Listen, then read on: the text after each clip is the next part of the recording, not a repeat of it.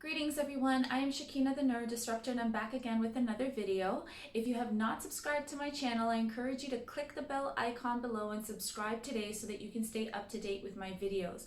I post regularly about politics and my experience working in political institutions around the world. If you like what you hear in the video, please give it a thumbs up. Share the video amongst your networks, and if you want to contribute to the conversation, I encourage you to comment down below, but please make sure to leave the comments respectfully. Make sure to be sensitive to other people's humanity, because the fact of the matter is this is a controversial topic that I'm about to dive into, and I'm not doing this to demonize or vilify any specific group. I'm actually doing this with the intention of healing the collective psyche, but it's important that we talk about some of the issues that have been severely suppressed in modern day political discourse, especially over the past, I'd say about 5 to 6 years now, where it's been almost next to impossible to talk about anything outside of this mainstream narrative that we are seeing take place today between the left and the right. And this narrative has just become so polarizing and so rigidly defined that if for any reason you defy it, you automatically get ejected. There's no place for you, even if your story is real, irrespective of how real your suffering was, how important your experiences were, even if your story highlights a lot of serious systemic deficiencies that are being overlooked. This doesn't seem to matter anymore because partisan politics and even emotionality is taking precedent over truth, over science, over reality, really. And so what I'm trying to do is I'm trying to bring us, I don't even want to say I'm trying to bring us back to the center. I'm actually trying to get us to transcend this discourse entirely, because I don't think that the center is the right place to be either anymore. I just think that we need to scrap the colonial system altogether. And in order for us to do that, we need to bring to light a lot of the darkness within the colonial system so that we can begin to heal it and actually move towards solutions-oriented conversations. So please make sure to be respectful, and welcome. So before I can even get started with talking about this video, I wanted to really reflect on Donald Trump's presidency over the past 4 years. Even though I don't necessarily agree with everything that he's done and everything that he said, and I mean, I think it'd be next to impossible for me to find anybody who I agree with wholly, I do not want to throw the baby out with the bathwater when it comes to analyzing Trump's leadership. The fact of the matter is he sparked a lot of very important conversations while he was in office, and he really gave voice to the underdog that I was talking about earlier, the people who have now been ejected from the mainstream discourse. So if you don't fit in the left, the left, that sort of, very dogmatic, pro-social justice doctrine, almost this religious doctrine that they've created. If you don't fit into that narrative, they automatically cancel you out. There's this new phenomenon called cancel culture, where if you don't agree with them or you don't align with everything that they say, then you're automatically canceled out. But then you also have on the right, you have your nationalists, and you have some people who are also promoting violence on the right as well. And so there's a group of people now, and I'd say it's the underdog, really. It's become the new underdog, and they've been predominantly marginalized by the left. And these people now have been completely silenced, and there hasn't been a platform for them for a number of years, especially as the left side of the political spectrum has really dominated mainstream political discourse. They have not had an opportunity to really come out with their story and their truth and their reality. And this is becoming an increasingly difficult issue to contend with, especially for people like me who definitely does not identify with either one of these groups, even though I would say that now I'm leaning more towards center right. If I had to pick what, a side to go on right now, it's more right of center. But that's because of the extreme violence that I've experienced from the left, violence that has been so severe that I've had to get therapy for it, violence that has been so severe that I became so alienated and so isolated for a number of years as a result of the violence that I experienced from the left. And when Donald Trump came into office, I finally felt like I was in this socio-political climate now that he had created, whereby my story can now be heard. And my story actually was heard. My story was published publicly on a global scale. And this was a story that I had been trying to get out for a very long time that the left vehemently rejected. But when Donald Trump came into office and he sort of took over the mainstream conversation, he almost made it safe for us to have these conversations now that are not necessarily considered politically correct, especially to the left of the political spectrum. Before I can get into talking about my political experiences, I want to tell you my story being raised as a Muslim girl here in Canada. Now, I have an extremely abusive father. If I was to sum him up in one word, I would call him a sociopath. He is a narcissist. He's still alive and he's still free and roaming the world. He is a narcissist. He is a tyrant. And he is, if evil, just completely demonic. And he used to abuse me severely in every way, shape, or form, physically, mentally, psychologically, emotionally, spiritually, financially. He consistently violated my boundaries. He abused my environment. He abused my mother. He used to make me and my brothers watch him and cheer him on as he would beat either one of us, or he'd beat my mother. And he was just extremely, extremely hostile. And he used to even go as far as performing war torture tactics on us. And as a result of living with such a tyrant, I ended up developing a condition called complex post-traumatic stress disorder. When I got my period, I was 11 years old, okay? I got my period on the first day of Ramadan. For those who don't know, Ramadan is a month of fasting that is observed by Muslims all around the world, though the dates differ for different sects of Muslim followers. But it's essentially a time of fasting where they abstain from eating for about 29 to 30 days, and they don't eat between sunrise to sunset. Now, as a child, I was always a seeker. I was always looking to build a relationship with God. I was very spiritual. I always wanted to know God, and I was always looking for God and always seeking God. And so fasting was very important to me. And I started fasting ever since I was 7 years old because it was just so important for me to fast and build that connection with God. And so the first day I got my period, I was at my aunt's house. And I remember the first thing she said to me is, "You're going to have to break your fast now." And I said, "What? Why? Why would I have to break my fast?" And she said, "Well, you're now considered impure in the eyes of God, and your fast and your prayers will not be accepted." I thought, what? Before that, nobody ever had this conversation with me. And so you can imagine, for somebody like me a child like me who loved Ramadan so much, and the night before I was so excited I could hardly sleep that the next day I get to start fasting. Ramadan's here, I'm so excited, and then I'm told I can't fast anymore because God sees me as impure. And I thought, God sees me as but I was so excited to be closer to God, and now you're telling me that because of this bodily function, God doesn't want me in his presence right now?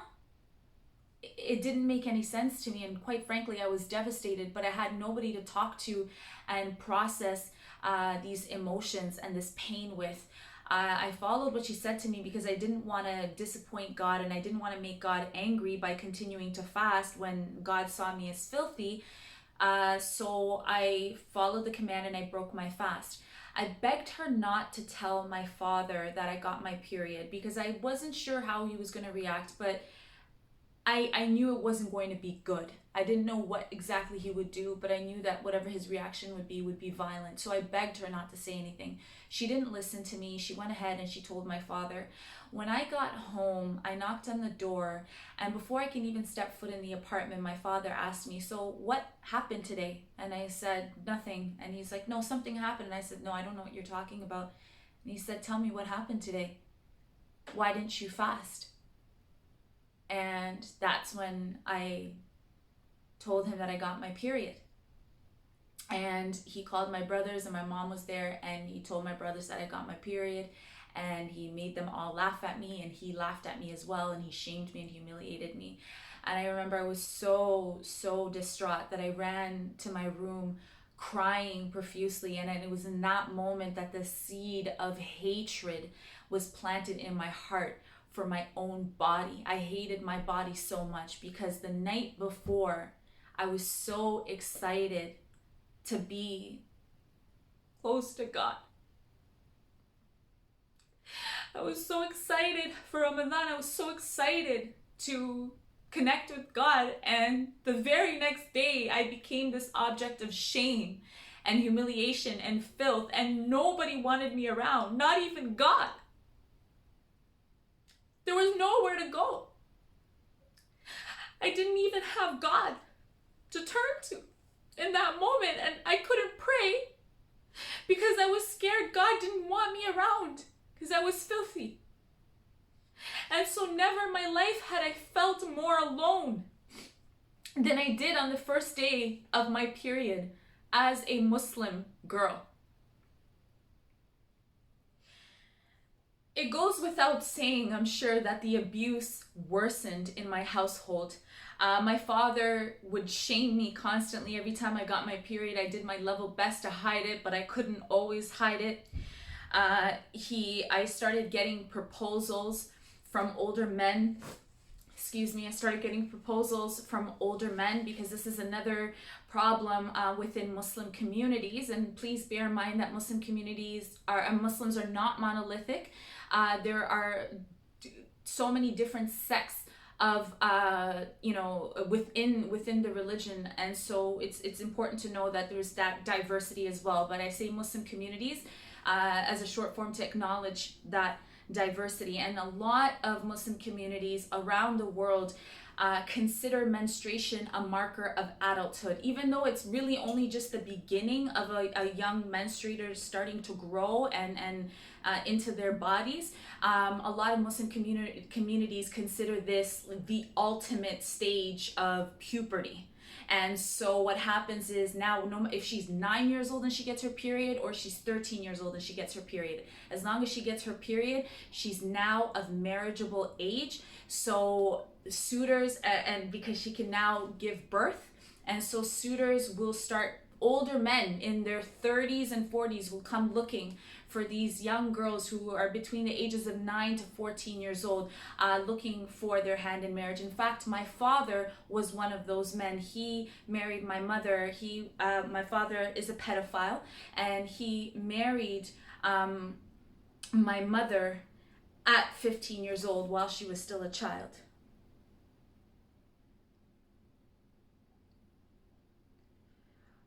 The other thing that my father used to do is that he would hold back the funds that I needed to buy menstrual products. And he did this as a means of controlling me and a means of shaming and humiliating me. He also would prevent me from going out to play sports with my friends because he's like, "You're a whore and I don't trust you around men now because they can get you pregnant now. So I don't trust you around boys. So you're not allowed to go out and play sports with your friends anymore." So sometimes I'd have to sneak out of the house to go play sports. I was always a very athletic child. I particularly loved playing hockey, baseball, and soccer. But every time I would sneak out to go play sports and my father found out, I used to love swimming as well. And when my father found out, I'd get home and he would beat me severely for going out to play sports. So this is another issue within Muslim communities, is how severely the oppression and the control increases. How it's such an it gets so much worse for a lot of girls as soon as they hit puberty. When I was about 15 years old, my father abducted me and my mother to Kenya. My mother has schizophrenia and bipolar depression. Now that's a long story in and of itself, so I'm not going to go through all the details, but what is important to know is that I experienced severe period poverty when I was out there, because these menstrual products were a luxury that only women in the middle and upper classes could afford. Women in the lower classes often go as far as using cow dung, hay, cotton, the old rags, t-shirts, whatever they can get their hands on just to absorb the menstrual blood. I used to have to use cotton pads, which is extremely unhealthy, and I used to get infections because of it. Another thing is that I was almost married off as a child bride slave at 15 years old. A 33-year-old man named Abu Bakr, which is my father's name, and my father was also 33 years old when he went to marry my mother, who was 15, and I was 15 at the time. So I saw my life flashing before my eyes. And when I heard my grandmother and my uncle having a conversation about selling me off to this man for about 100 to 150,000 shillings, which was a lot of money to them given how devastating they were living in poverty at the time, so it was a lot of money for them. And when I heard that this was their plan, I basically went in there and I said, if you go ahead and marry me off, I'm letting you know right now that I will swallow bleach on my wedding night, and you will be handing a dead bride over to this family, which will be a dangerous situation for you, especially if you've already taken the money from them. So I highly suggest that you drop these plans, because I will kill myself before I become my mother. So I pulled a Daenerys Targaryen and a Jasmine from Aladdin. I basically pulled similar moves on them and said, you're not marrying me off as a prize. You're not marrying me off as a possession to some man who I have no idea who he is. I'm a human being with my dreams, my goals, and my aspirations. And if I can't achieve those, then I'm going to die before I let somebody else kill that for me. Shortly after, my aunt, who's my mother's cousin, and her husband found out what was going on, and they came and took me out of that situation. Luckily for me, they were significantly more educated than my grandmother and my mother's brother, my other uncle were, and as a result, they saw the value of a young girl being educated. They saw the value in educating me and ensuring that I was safe and not in the predatory hands of my grandmother at the time. So they took me and they helped me contact the Canadian Embassy in Nairobi. It took about 4 months for them to conduct an investigation on my situation. My passports were stolen by a stranger, and they were sold off. Me and my mother's passports, they were sold off. So I had no travel document, no way of getting back to Canada. The Canadian Embassy did help me. They gave me a new temporary visa so that I could fly back. Another important thing to note is that it was Muslims from the Hamilton Mountain Mosque that came together to fundraise for my flight ticket. They were told the situation that I was in. They were told what my father was trying to do to me, and they came together to fundraise money for my ticket. This is a very important point because it clearly demonstrates the point that I made earlier, that Muslims are not monolithic. So not all Muslims agree or accept or condone or tolerate the sexist and misogynistic abuse that we see pervade Muslim communities. We need to understand that there are Muslims who are not okay with this and will actively contribute to dealing with the problem, okay? However, it's getting to a point where even what they're doing is not enough. We need to get louder, we need to get more serious, and we need to open up more cans of worms. But I need to make it very clear that Muslims are not inherently evil people. Just like there are problems with any group of people around the world, Muslims have problems that need to be addressed too. But they were the ones who helped fundraise for the ticket to help me get back.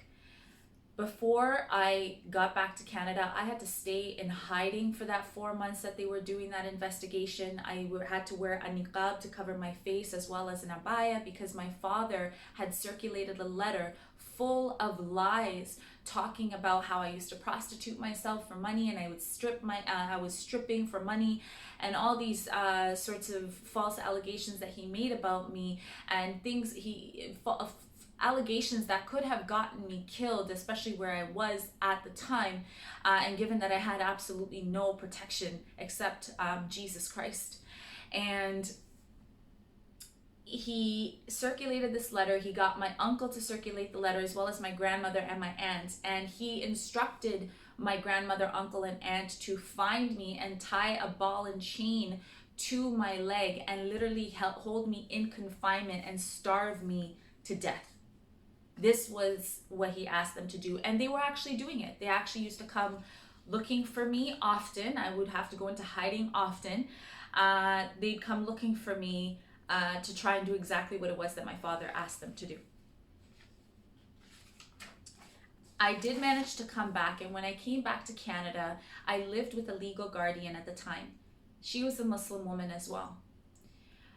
Her son abused me severely. She abused me severely. Her daughters and her husband also abused me. The entire family abused me, and her son abused me sexually for about 5 years. And when she found out about it, she victim blamed and shamed me, and basically said, I thought Halima was such a holy, spiritual, religious young girl, and meanwhile, these are the things that she was doing under my own roof, when really I was never an active participant in the sexual acts. It was always her son that was doing these sexual acts on me. I wasn't ever an active participant when she accused me of that. Eventually, I could not handle the abuse anymore, especially the abuse that I was dealing with from her. She was abusing me financially, emotionally, psychologically. She used to force me to do labor that she wasn't making her daughters do. Like, for example, on Saturday mornings, she would let her daughters sleep in, but she'd make me wake up at 7 o'clock in the morning to go clean the basement, for example. And I'd be cleaning the basement from like 7 to 12, 1 o'clock in the morning, in the afternoon. So these are the kinds of things that she used to do to me as well. And when I ended up leaving about a year and a half later, I just thought, oh my goodness, I cannot handle this abuse anymore. So I left. I remember I used to still visit them, every so often I would visit them. And I remember about a year into living on my own, I said to her, oh my gosh, I just realized it's been a year that I've lived on my own. I actually made it. And she said, and then her response was, of course you made it. You're a whore. And as a whore, you need your freedom, because you can't whore around when you're living with an actual family. You can only whore around when you're living on your own. So of course a whore like you would make it on your own, because that's exactly the kind of those are the circumstances that you need. Those are the living conditions that you need to continue on your lifestyle. So I don't know why she was accusing me of being a whore, because that's actually completely untrue or an inaccurate depiction of who or what I was and what I stood for. The other thing is that other Muslims also slandered my name. Her daughters used to contribute to that a lot. They would tell a lot of lies about me, and they would often slander my name, assassinate my character, make up all sorts of rumors in the community, so that people wouldn't know, or people wouldn't come to find out that how severely they were abusing me. They were hoping that if I ever went out and told anybody about what they were doing to me, that nobody would believe them because they would have already had the control over the narrative, because they were the good family that took me in, and all I ever did was rebel and be ungrateful, when really I was performing slave labor. Even their lawyer, their immigration lawyer, he pulled me aside. They ended up getting deported, actually, and he pulled me, and that's when the abuse stopped, is when they got deported. And I remember he pulled me aside and he told me that he knew that they were holding me as an indentured servitude and servant. Sorry, they were holding me in indentured servitude, and that this is a common practice that he sees, particularly among, he said, families from this particular culture, is what he said to me. So that was my experience living with them. I ended up leaving. At 19 years old, I enrolled in nursing school. I finished nursing school at 21 years old. I worked as a nurse in long-term care in various different nursing homes in Hamilton. I even worked for Behavioral Supports Ontario. And then I went back to school at 22 years old, and I was doing my degree in health administration at Ryerson University. So I was working as a nurse, and I was also completing my degree simultaneously. I graduated at 26 years old, but I completed the program at 25 years old, which is the time that I became a public political advocate. Now, I had been doing a lot of work. I was a union representative while I was working as a nurse. I fought for a lot of different labor policy reforms, within the institutions, and I fought for them successfully. And I just saw, you know what, there's a lot of problems in the healthcare industry that I'm not going to be able to solve only as a nurse. I got to go back and study more so that I can use, so that I can really leverage my nursing experience, but then also this new education to help influence policy change. At 25 years old, I became a public political advocate. That's when my work started being captured by the media, big news channels, even such as CBC Canada, was capturing my Toronto Star was capturing my work. And that's also when I started publicly advocating against violence against women in the Muslim community, as well as anti-Black racism, particularly from lighter skinned Muslims like South Asians and white Arabs against Black Muslims, which is also a very common issue. Now, as soon as I started advocating about violence against women in the Muslim community, the first group of people to come and attack me were white feminists.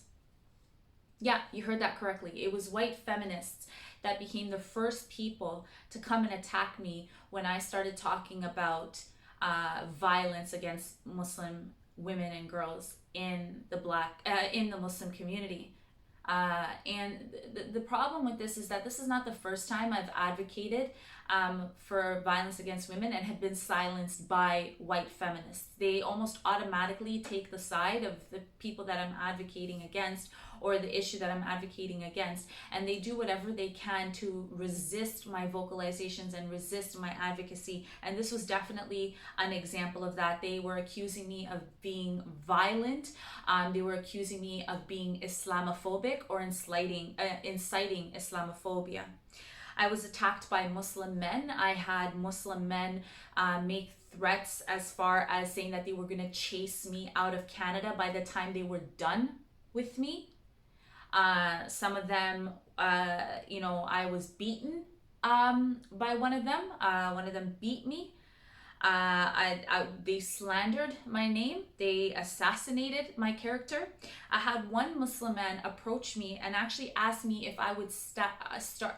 He asked me this. He said, "Will you stop your political advocacy, stop giving your power to these people here in the Western world, and come with me so we can build a caliphate in the Middle East?"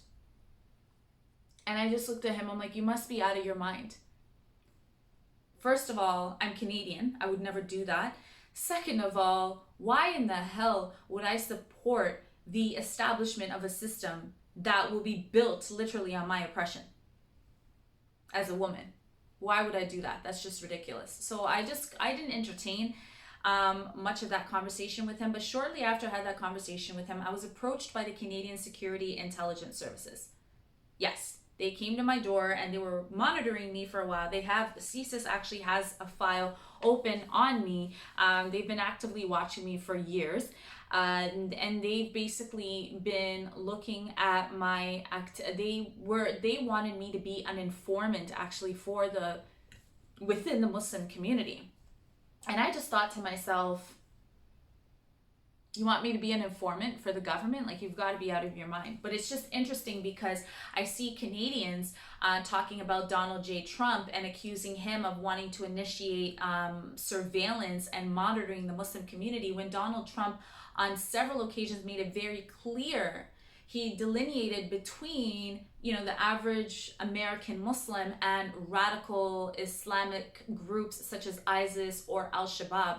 And those were the groups that he was really talking about monitoring. But the left consistently made it seem as if though he was taking this approach on all Muslims. But it's funny because this is happening here in Canada, where they're reaching out to, people like me and asking me to be informants within my own community, to sell out of my own community. So I just find it funny how especially leftist Canadians here were attacking Trump for that, when this practice is happening here, and I don't know, I haven't heard them talking about it. So even when they had when Bill C-51 came out, if you look at Hamilton, Ontario, they had an entire press conference on it, and they never had a single Muslim speaker talk at the press conference. As far as I can remember, there was no Muslim speaker, there was no Somali speaker, there was no Arab speaker, and these are the people who were predominantly targeted for terrorist surveillance and they were targeted for terrorist surveillance, and they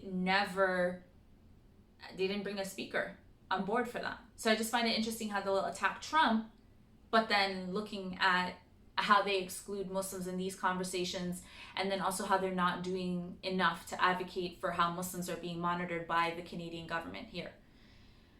The other thing is when I started talking about anti-Black violence in the Muslim community, I was attacked the most by Black Muslims. But what's really funny is after the dust settled, maybe a few months later, a lot of prominent Muslim figures in the city of Toronto especially, a lot of prominent public figures who identify as Muslim, they started organizing workshops about anti-Black racism in the Muslim community. And I thought, so when I was talking about it, you attacked me very violently, you tried to silence me, and now you guys you're making workshops, you're hosting workshops, and you're charging people?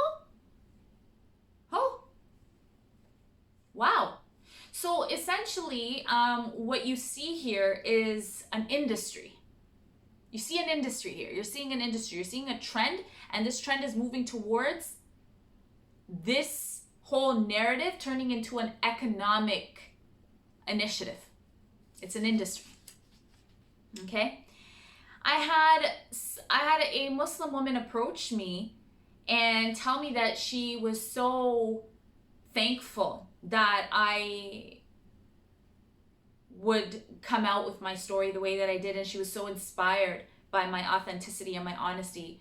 And she says she's been questioning Islam a lot too, but she wasn't really sure, how to start going about this journey, and that I really inspired her. But then what's funny is that as soon as the Islamophobia narrative picked up, she then jumped on it, and she made her platform, because she was trying to pursue a career in journalism. So she made that, or she had a career in journalism, but she was pursuing, to advance her career, which is totally fine. But it's just hilarious because it was as soon as the Islamophobia trend got hot, she jumped on it and tried to use that as part of her platform and to advance her career in journalism. I had another Muslim woman who attacked me as well, and who got very hateful towards me and just bitter and hostile towards me when I started talking about violence in the Muslim community, particularly anti-Black violence and violence against women and girls. And as soon as and then it was maybe a few years later, she ran for office. she ran for office in a city in Ontario, and I just thought, I don't get this. Who are these people, right? Like, who are these people? How do you attack somebody who's speaking about their story and speaking about their experiences, and then in the next breath go and run for government? How do you get emotionally worked up when somebody shares their story just because it challenges your paradigm or it challenges your platform, and then you go run for office, for government? It makes no sense to me, right? Especially in a government like Canada, where we're trying to maintain democracy and freedom of speech. And we want to be able to speak about our stories and speak about our concerns without being attacked or without worrying about receiving an emotional, irrational reaction, right? And then she went to run for office. So I just thought, I mean, this is weird. This is strange. It's just strange. So anyhow, that was pretty much, those are in short, the reactions that I got when I started advocating against these issues in the Muslim community. Now, at 25 years old, I started a nonprofit organization called FemCare Community Health Initiative. FemCare is on a mission to rewrite the narrative around menstruation through the power of advocacy, education, and community health promotion. If you want to learn more, you can always go online and research FemCare Community Health Initiative, and a ton of articles and my news interviews will come up to give you a little bit more detail about the kind of work that I am doing through this organization and the successes that we have achieved in the political arena through this organization. When I registered FemCare as a non-for-profit organization in 2018, initially it was a grassroots project I started in 2015, and then in 2018 I registered it and decided that I was going to take it from a local grassroots project to a registered nonprofit that focuses on menstrual health and wellness on a policy, programs, and practice level. I came out with my story, the story that I told you close to the beginning of this video, when I had my first period, and sort of the experiences that I had as a Muslim woman growing up, and my experiences with endometriosis, and my experiences with abuse related to my menstruation. And I came out with that story. Now, what I didn't realize at the time is that even though I came out with that story, and I was very honest, I was very authentic in that story, I didn't tell the story in a way that was harmful to the Muslim community, but I did tell my story genuinely. It still incited anger and hatred from Muslims, especially South Asian and white Arab Muslims. So it still incited anger for them. One key point that I really want to make here is that Donald Trump was president at the time. Donald Trump was president. And Donald Trump, like I said, talks about radical Islam. And even though he talks about radical Islam from a perspective of, terrorist groups like ISIS or Al-Shabaab, I'm still talking about radical Islam too. I'm talking about an Islam that's practiced all over the world from a place of unconsciousness and a place of ignorance. And this radical Islam you can find anywhere. You can find it in Hamilton, you can find it in Toronto. It's not necessarily people going out and causing any sort of terroristic activity or terroristic destruction, but they are still practicing Wahhabi Islam. Wahhabi Islam is the most predominant, sect of Islam or ideology, Muslim ideology that's being followed today. Even though some Muslims are not following it to a T, it is the most pervasive ideology that's being followed today. Okay. And this is really what I'm trying to get at here, is that Donald Trump made it possible for stories like this to be shared. in an open forum like that without people fearing getting attacked by the left. Because the conversation, the climate, he created the climate that was open to hearing that story. Right? It wasn't a very extremist, left dominant climate at the time when my story came out. Now, the first experience that I had is I submitted my delegation to the city of Hamilton, and I presented I did my delegation on December 10th, 2018.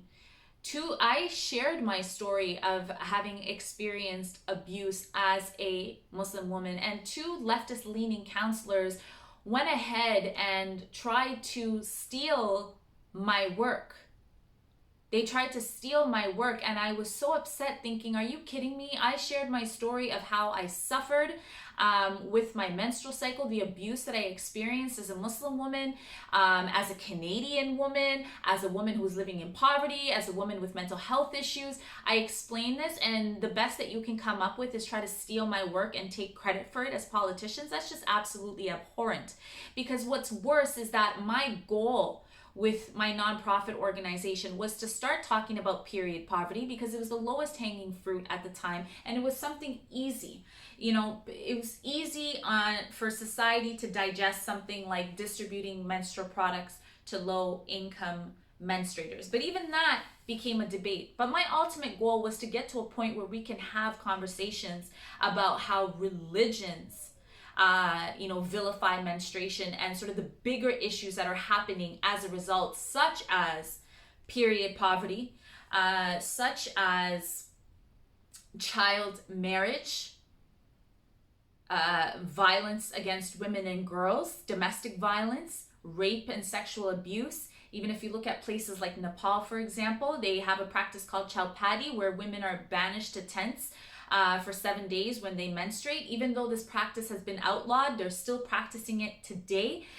This is all coming from religious, cultural, beliefs and ideologies. And my goal with this organization, the mission that this organization is on, is to rewrite the narrative. And so ultimately we have to go and target the issues, the root cause of these issues. So yes, I was trying to break ground with period poverty, but I had a way, way bigger vision for this nonprofit organization. And I really wanted this nonprofit organization to get into talking about things like female genital mutilation and menstruation, talking about issues such as child marriage, like what I experienced because I was of childbearing age or marriageable age because I was menstruating. So these were this is how far I wanted to go. And these narrow-minded counselors wanted to take it and make it a feminist initiative.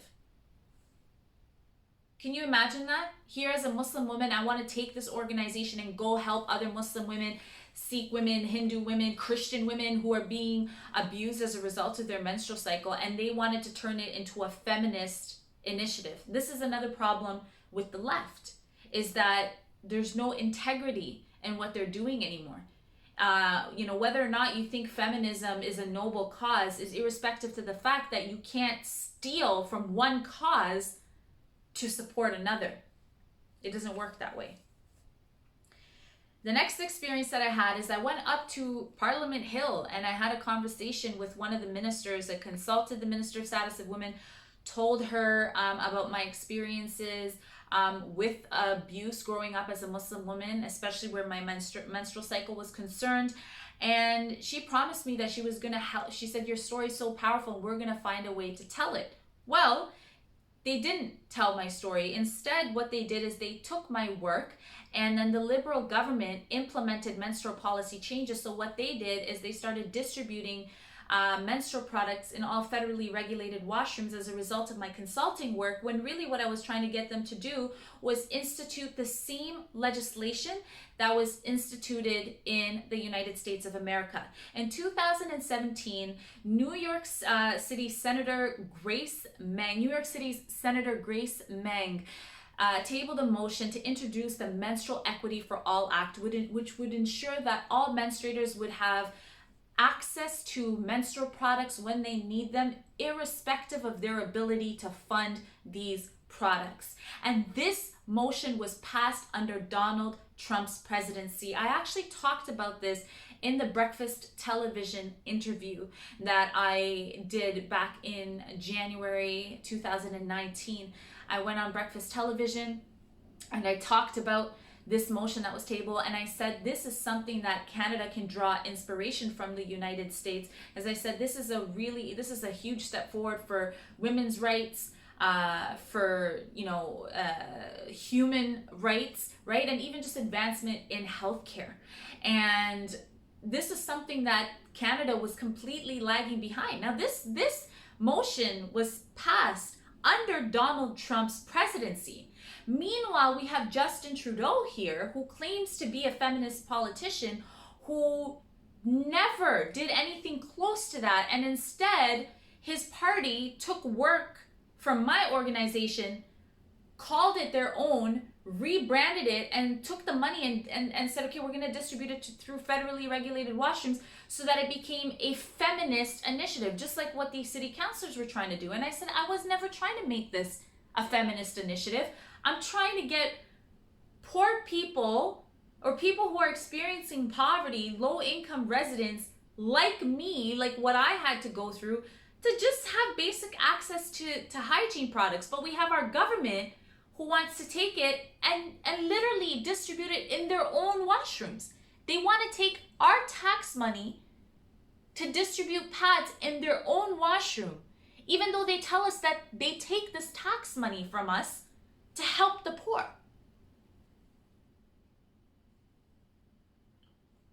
It makes no sense, right? It makes no sense.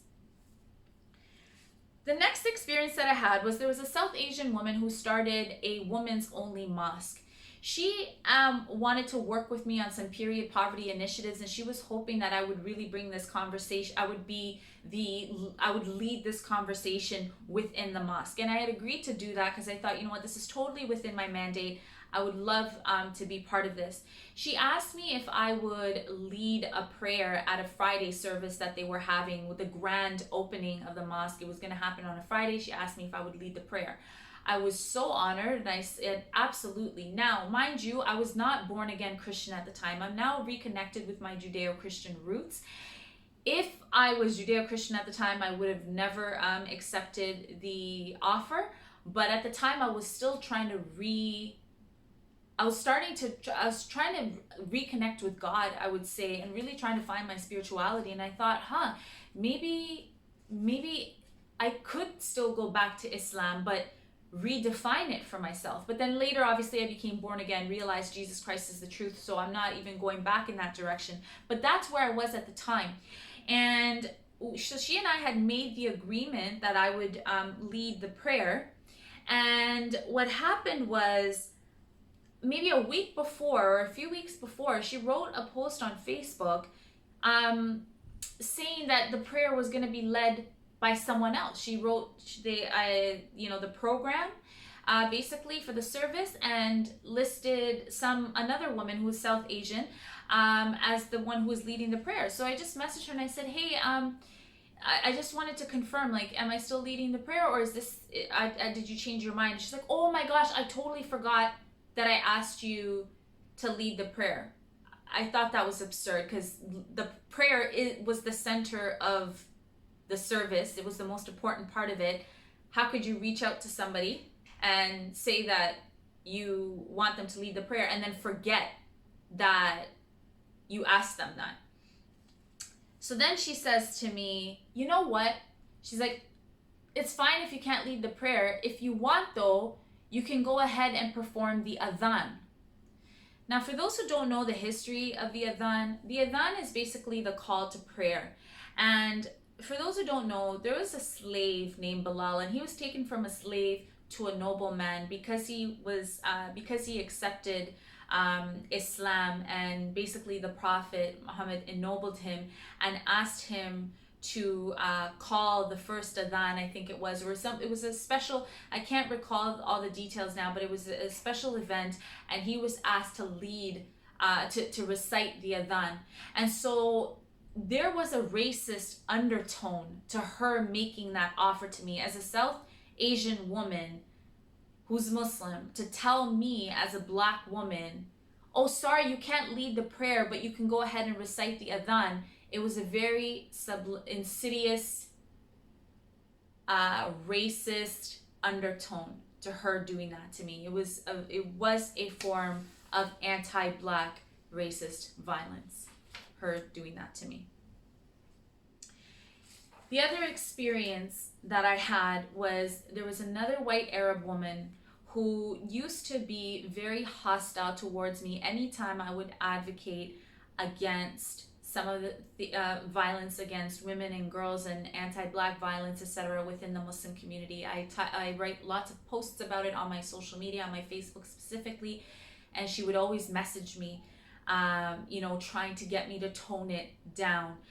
She always came up with weird excuses as to why she wanted me to do this. There was one time I established a partnership with a company out in Israel, and I had posted about it on my social media that I established this company out in Israel. Now, this woman is a Palestinian supporter, which is fine. I'm a pro-peace supporter. I'm not on other side of the spectrum. That's for a different conversation, but it's just this, it's important to know what side that she was on, so you can understand why she was doing what she was doing to me. She messaged me and asked me to take it down, and made up a lie, basically saying, it's just not going to look good right now. You're building relationships with all these politicians who are in the left side of the spectrum, and they might not like to see that you're pro-Israel. I thought that was really strange. The other thing is that I made it very clear to her at one point that my organization was not just a non-profit organization, that it was a Judeo-Christian mission. I made that very clear to her. And she was constantly trying to suppress the spiritual component of the work that I was doing. And she would always come up with a different excuse. And this is also what the left does. Like, they claim that they're doing it for one reason, but really it's for another. Like the Liberal Party saying that they were distributing menstrual products in all federally regulated washrooms because it's a feminist thing to do is not true. They actually did it within federally regulated washrooms because they didn't want to distribute the products where my organization wanted it to go, because then they wouldn't be able to take the credit for it the way they could take the credit by distributing it through federally regulated washrooms. So they make things up. They make up narratives that the public can digest easily and the public will buy, and then they fly with those narratives. And most of the time the public believes them. So she was doing the same thing to me. What I found out is that she had spent 2 years manipulating me, lying to me, trying to abuse me. When I prayed about her, because I wanted God to remove her from my life. I prayed about her, but I wanted to do it in a way where it would be as little problems as possible. Prayed about her, and then found out, and then when I basically told her that I wanted to part ways with her, she abused me horrendously. She messaged me with all sorts of abusive messages and false accusations about my character that were not true. Accusations actually that she was guilty of, which was manipulating me, or trying to manipulate me, lying to me, being deceitful, going behind my back, trying to steal from me. She even ganged up with another South Asian woman to abuse me as well and to assassinate my character. So this is a white Arab woman that did this. Thankfully, I prayed about it and God removed her from my life. But this is very briefly, one day I'm gonna go into more detail about this, but this is very briefly some of the experiences that I had, personal experiences growing up as a Muslim woman, and then experiences that I had advocating against these issues in the Muslim community, and then the experiences that I had in the political arena doing the work that I do. specifically within health policy reform. And I can't do this work without sharing my story, because it's when I share my story that I'm able to connect the dots for everybody, because people start to realize how much of a systemic issue it really is, right? Some of these problems that I'm advocating for. But what I really appreciate about what Donald Trump did, like I said, is that he came in and he created a safety net almost for people like us, because he was like he was the big dog that was taking all the punches and taking all the beatings, but us underdogs, you know what I mean, we were able to now come in. There was room for us to come in and share our stories and build our platforms and advocate for the causes that are important to us as a result of the work that he did. Frankly, under Obama's administration, it was very unsafe for people like me to advocate against the issues that I've been most significantly impacted by. It was unsafe for me. I had Muslim men especially attacking me very badly, you know, and they did this publicly. There are tons of witnesses to what they did to me on social media. But this is again under Obama's administration, where the left was almost invincible. I would say at a time where the left was completely invincible. Now, though, because of what Trump did, he came in and he diffused their power, which really they've built on lies and deceit. He diffused their power and made it possible for people like me now to come forward, and for, not to say that I would have not done this if Trump wasn't in office. I would have still succeeded, but he certainly made it a lot easier, and he certainly facilitated a lot of the discourse that needed to happen, and he certainly created the situations where this discourse can happen. And I think that we can't underrate that. We can't underrate the importance of him doing that, especially for people like me. So, like I said, if you want to contribute to the conversation, please leave a comment below. Give me your feedback. Please make sure to be respectful.